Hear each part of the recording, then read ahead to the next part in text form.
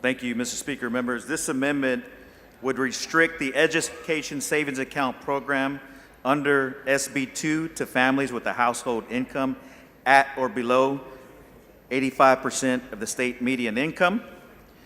Members, the income brackets in this legislation go all the way up to 500% of the poverty guidelines, which for a family of four, that income is about $160,000+ a year for that family of four.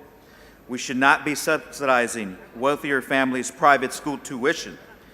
Members, I urge you to consider this amendment to restrict the program to families that could use it the most. One of the issues with the bill, and as argued throughout the debate today, is to help prioritize low-income students or low-income families or moderate-income families. And I don't support this bill, but if the purpose is to help those families, then we should restrict the amounts for this bill, $1 billion to the families most in need of this proposed legislation, because as I understand it, as I mentioned earlier, there's about a 500% cap on that, and as a matter of fact, I think there's no cap, and so we shouldn't be subsidizing higher income families' private school tuition with tax dollars that are primarily paid by sales tax, because we're using majority of our budget is being used is generated by sales tax, and who pays those sales tax? People that go buy goods and services. Low-income families that go to the grocery store, they pay a sales tax. So it's a kind of perverse that those same low-income families would be, in essence, paying the private school tuition of the higher-income families. So this simple amendment caps that participation of those families at 85% of the 85% of median income. Mr. Speaker. Ms. Turner, for what purpose? The gentleman yield for some questions. Does the gentleman yield for questions? Absolutely. The gentleman yields. Thank you, Representative Walle. Excuse me.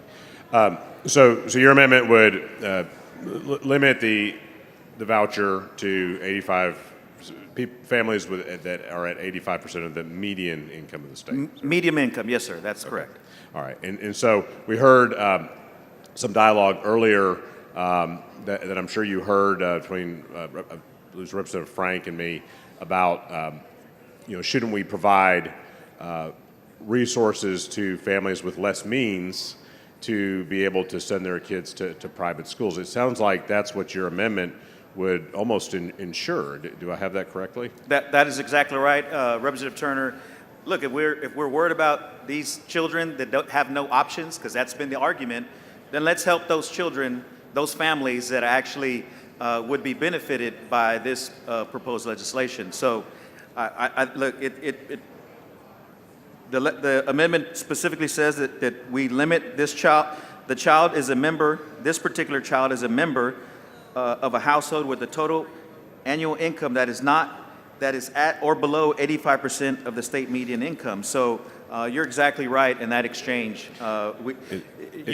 The way as I read the legislation, you have several categories, right? You have children with disabilities, children at 85% of the median income, and then it starts to tail off, but there's still no cap. So it could be that a family at 500% of the federal poverty level could benefit from that, and that's it seems kind of perverse to me. Yeah, I agree. And so without your amendment, there is no cap. There is no income cap on who can benefit from this in this bill. Is that right? Absolutely not. So if you're a very successful person, and God bless those who are, but if you're making a multi-million-dollar a year salary, you would be eligible under this bill without your amendment to draw this ESA to subsidize sending your kids to the most expensive private schools in the state. That's correct. Okay. I think you have a great amendment. Thank you, Mr. Thank Walle. you.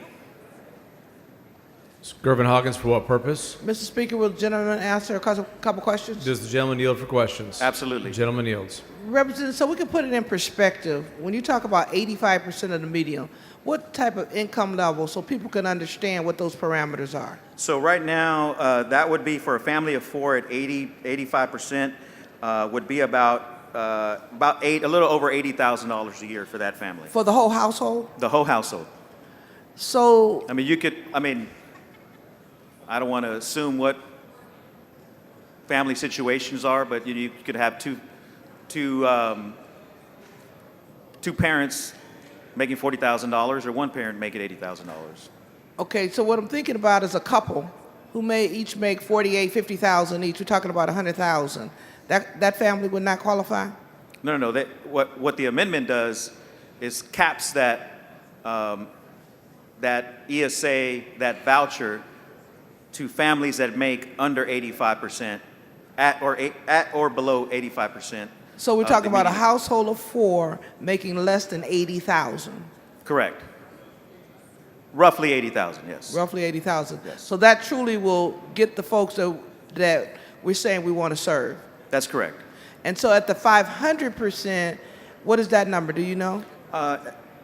My numbers, and I can stand corrected, is about, for a family of 4 at 500%, is about 160,000. So about 100, so double.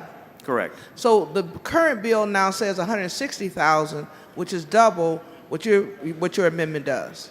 Correct. And so your amendment truly gets to the families that probably is most in need for that support. Yes. Thank you, sir. Good amendment. Yes.